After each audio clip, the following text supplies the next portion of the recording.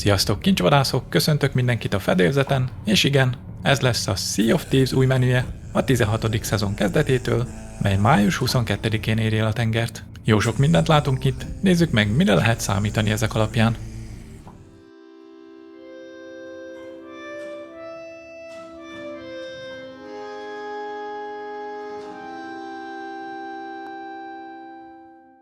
A Sea of Thieves 16. szezonjáról már egy ideje lehetett tudni, hogy nem mást, mint a Reaper's Bones frakciót alakítja át. Jönnek a Reaper specifikus küldetések, sztorik és új játékmechanikák, és végre kapunk valamiféle a játék sztoriát tovább görgető tartalmat is. Flameheart mesterkedése is tovább folytatódik, és új csontvázak is érkeznek a játékba, akik Flameheart, Bone and Blade rendjének, a tolvajok tengerére való visszatérésének hírnökei.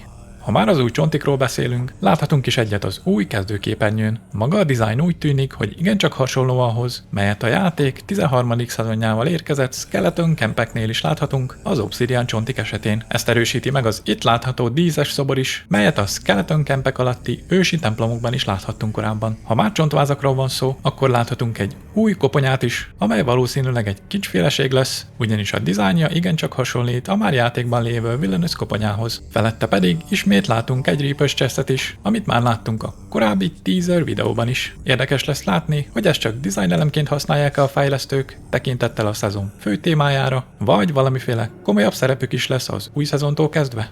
Arról már korábban is volt szó, hogy a Reaper's Bones frakció átalakításával természetesen új küldetések is érkeznek, melyek nem csak PvP, hanem story fókuszúak is lesznek. Mint minden új küldetés is a játékban, egész biztos, hogy ezek is megjutalmaznak majd minket valamiféle új fajta kincsel. A főképernyőn több ilyen kincsnek kinéző tárgyat is látunk a koponya mellett. Az egyik ilyen az a kis dobozka, melynek tetején nem csak a Reaperek jelét látjuk, hanem rúnákat is. Ezek a rúnák a csontvázátókkal sújtottak, ősi nyelvén íródtak, és természetesen, mint minden gonosz a Sea of Thieves-ben, ez is Flamehearthoz köthető. Hogy hogyan? Arról kaphatunk egy kis információt, ugyanis ezen rúnák nagy része már le lett fordítva korábban a különböző források használatával. A dobozkán található rúnák tehát Glory Inside, azaz dicsőség benne, vagy magyarosabban dicsőség rejtőzik benne. Ha már rúnákról beszélünk, akkor láthatjuk még ezeket az urna kinézetű tárgyakat is, melyeken két különböző rúna is szerepel. Ritual, Bone, vagyis rituálé,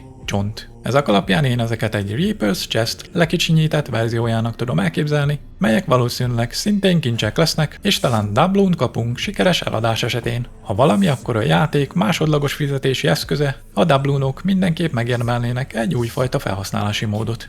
A főképernyő bal alsó sarkában bújik meg ez a Reaper design kapott lámpás, melyeken ugyan láthatunk rúnákat, de ezeket sajnos a mai napig nem sikerült lefordítani. Minden bizonnyal a szezon kezdetével ez meg fog változni. Korábban már volt róla szó, hogy az új Reaper küldetések sztori tartalommal bírnak majd, mely természetesen mint olyan ismételhető lesz. Korábban kaptunk már egy igencsak hasonló küldetést, amely 3 részből áll, és az első 2 rész különböző típusú feladatokból állhat. Ez pedig nem más, mint a The Legend of the Whale küldetés. Véleményem szerint ez a játék legjobb küldetése a mai napig. Az egyik feladattípus, amit végre kell hajtanunk, az ezzel a varázslámpással történik, melynek segítségével megtalálhatjuk ezeket a szobrokat. Elképzelhető, hogy ez a Reaper lámpás is hasonló játékmechanikát fog alkalmazni.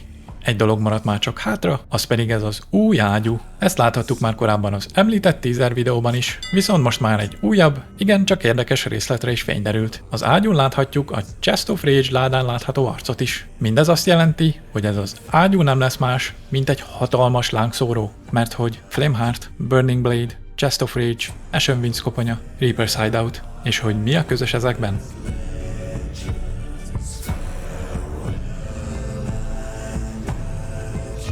Ti mit szeretnétek látni a játékban ezzel az új szezonnal? Köszi szépen, hogy megnéztétek a videót, és még mindig találkozunk a tengeren, kalózok!